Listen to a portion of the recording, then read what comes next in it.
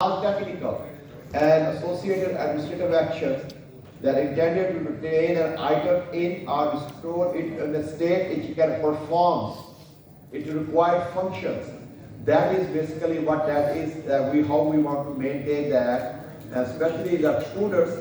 We also have a different things which will involve special daily inspection of the equipment, servicing them when they need to get lubrications, repairing them when they need to be repaired, need to replace new parts, new equipment maybe, machineries, building infrastructure, maintain that as well, and supporting utilities that you have proper, all the utilities available to you.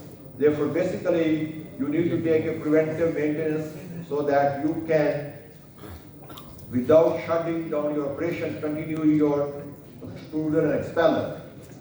Different type of maintenance, and basically one is called a planned maintenance, one is called unplanned, that I will break down. One is called corrective or proactive maintenance, one is called preventive maintenance, one is called predictive maintenance. What we're going to do here is we're going to talk about preventive maintenance.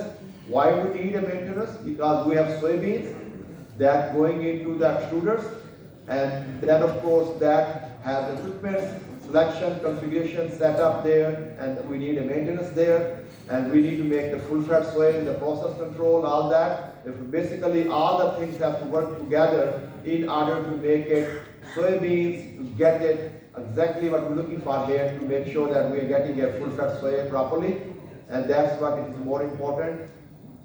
This is to show you that we have soybeans, and then our target is to make the very nice full fat soy. We have to maintain our equipment, and also we need to maintain our process control parameters and all that. And we will discuss that very briefly here, what that is. There are this maintenance, basically what helps you to minimize your cost and prolong the life of your equipment. It also helps you to do a quality product. Remember, we talked about quality. If you don't maintain properly, your equipment will worn out, and you need to have better equipment.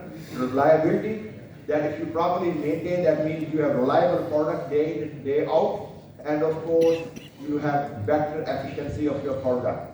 That's what we need to do to avoid all the consequences that you break down major, you improve your reliability, you train your experts on the proper procedures and techniques, and replace one component in the right. And this is all we'll talk about briefly, that how you want to prevent the breakdown or sudden failure to the extruders. That you're working it, suddenly you realize that it's not working anymore. You need to monitor these extruder maintenance and preventive extruders that avoid your sudden failures. And we'll be talking about lubricating, cleaning, and adjusting component, looking for the parts and everything in details. Therefore, let's go back to that our basic component. We talk about the full fat soy. You need a extruders, maybe with a preconditioner. With making the extruder expel, you may need it without preconditioner. Therefore, you have to maintain your feeding device that feed the soybeans to the extruders.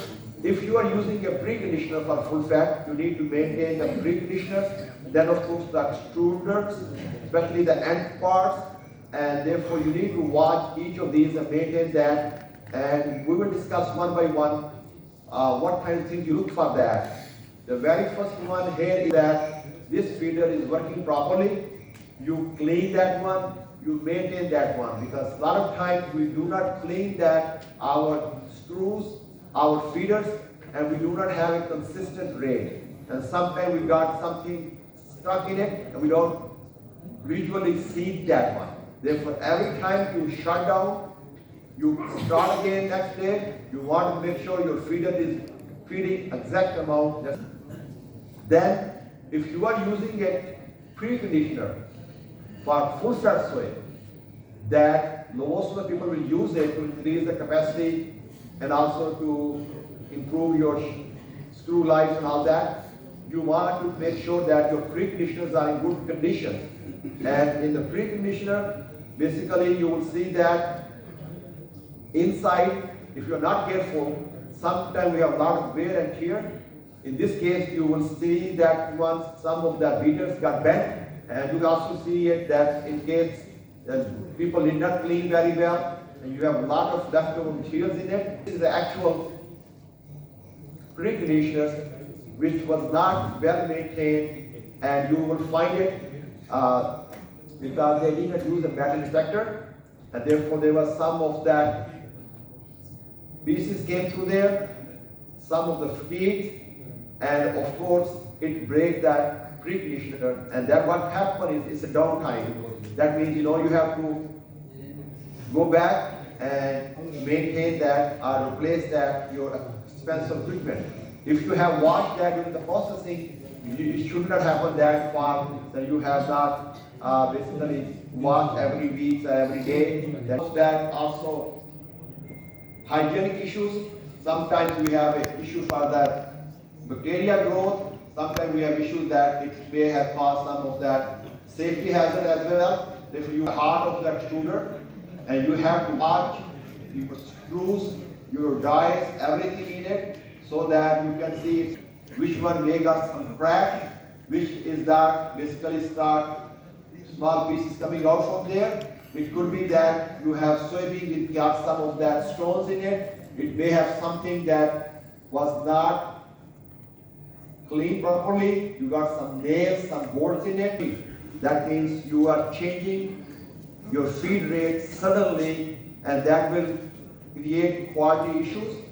Your main motor load will be unstable, and of course sometimes you cannot inject the steam if you are using a wet extruder because your screws are running worn out. You can see these are basically getting all that issue with that, and we want to make sure that we observe all that parts regularly.